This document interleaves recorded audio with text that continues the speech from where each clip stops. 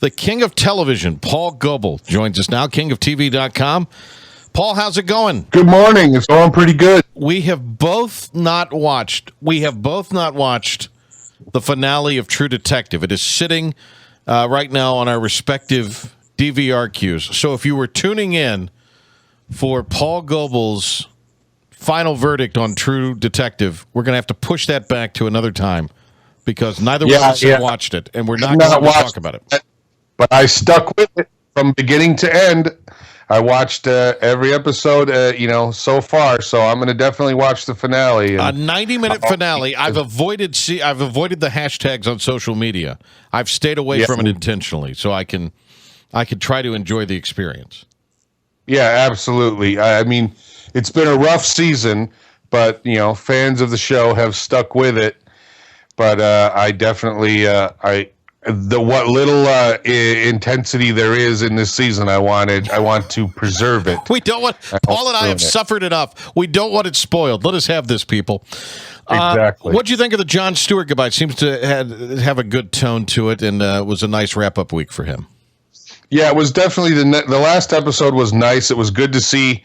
That montage of people, John McCain and Craig Kilborn. Oh, that was great. And that was cool. And then almost every one of the correspondents showed up, guys like Vance DeGeneres and Mo Rock and stuff, and that was cool. And then the thing with Stephen Colbert was really nice, I thought.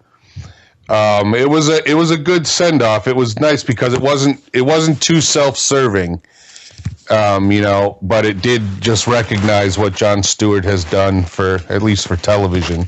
So I thought that was kind of great. I came across this earlier this morning. Apparently Spike TV, which with the lip sync battle, all of a sudden seems like they've upped their their production budget a little bit.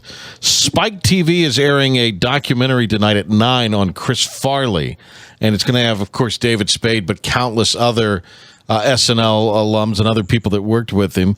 So this could be worth checking out, I guess, right? Especially if you're a fan of Farley's movies and his work on SNL. For sure, yeah. I loved him on SNL. I mean, I wasn't a big fan of his movies, but, Chris Farley certainly made an impact on comedy and the world of entertainment. And, people remember him fondly. So, that was at least, we all know about Chris Farley's foibles and all that, but at least, he died before we could all, before we had bad memories of him, you know what I mean? He pretty much left behind all good memories. Yeah, and his work is still revered. And, his death certainly tragic because, he probably could have been a star that had lots of entertainment to provide for years on end. But the person that I think emerged out of his unfortunate demise ended up being Kevin James because he got to play sort of the fat guy role in all of the Sandler movies that Farley probably would be playing right now.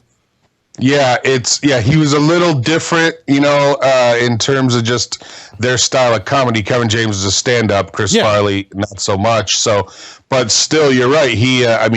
Chris Farley in those early Sandler movies was so good and so funny, and he came out of there. But you're right. If it wasn't for Chris Farley leaving, and there wouldn't be that giant Chris Farley-sized hole to fill that Kevin James so easily did. Yeah, and Paul Blart would have been Chris Farley, and it may have been even funnier in a sense. May have actually been funny, yeah. It may have been. Paul Goebel, the king of television, with us. Speaking of funny, we talked about Craig Robinson. He's got his new sitcom on NBC. I ended up DVRing him last night. I before I went to bed, peeked at him a little bit because they were on in the 7 o'clock hour. And it just, it's not awful, but it needs to be on Saturday mornings. It doesn't need to be on in prime time. Yeah, it's just this formula has been done so many times. Steve Harvey, the Steve Harvey show that used to be on the WB. Hanging with Mr. Cooper, for crying out loud. Hanging with Mr. Cooper, exactly. It's the exact same premise that has been done over and over again. And unfortunately, this one, they don't do it any better. And it's not, I'm a big fan of Craig Robinson, but this show is a waste of his talents. I hope he's getting paid, Paul. I hope he's getting a nice check for this, and that it'll give him probably. give him a little something to tuck away.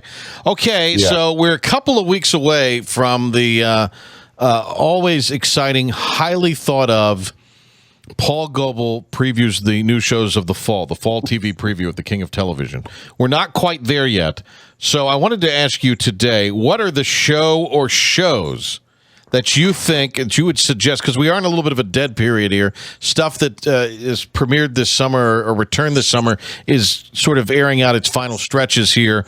So if you had to, if that's not something you're following for whatever reason, and you're looking for something on TV, we've not really entered a lot of live sports yet, with football not getting back in full force. What would you suggest? Which shows would you suggest are, as they say, binge-worthy? What are the shows you can binge on to catch up to so you can watch the new season of them? Well, there's a lot of good shows to binge on right now. Let's see, Jane the Virgin. Mm-hmm. If you didn't catch that, when it premiered, that's one to go back and watch. That's really good. It's coming back. The Flash, if you like that kind of stuff. So those are two CW shows, right? Jane the Virgin and Flash are two CW shows. Yeah. And they're very good. Mm-hmm. I'm trying to think what else is good. You have on the list here Gotham on Fox. On Fox. Gotham. If you're a Batman fan, Gotham is good to binge because it starts out kind of slow, but it gets really good. So you can go and check that out. Also on Netflix, BoJack Horseman is a very, very good show. They just did the second season. Okay. And if you're into animated, sarcastic comedy, there's 2 seasons on Netflix that you can check out that are very good. And then How to Get Away with Murder is on the Paul Goebel Top 5. Absolutely. Again, if you like, heavy drama and suspense and stuff, binge that, because that's one you can just watch straight through. You won't stop, because at the end of every episode, you'll go, "What?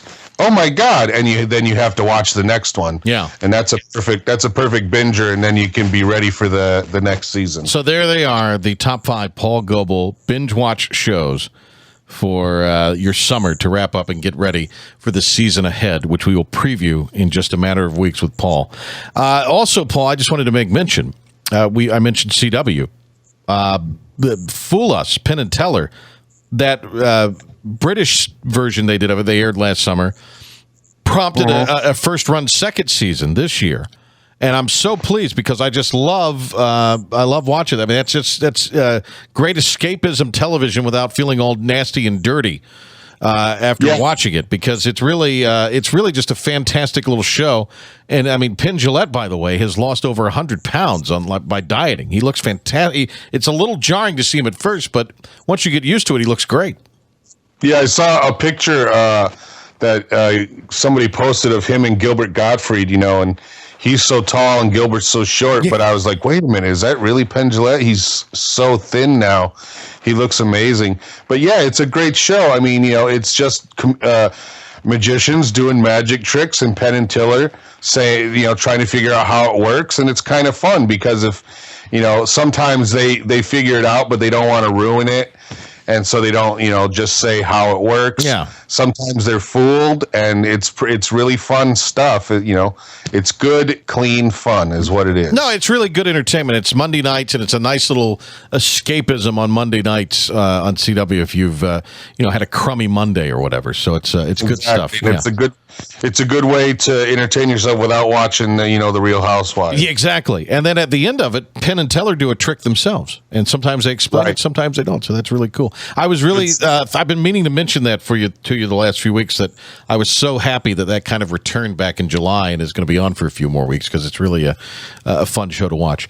Okay, great stuff, Paul, as always, and we'll catch you in a couple of weeks with the Fall TV Preview Spectacular Part 1.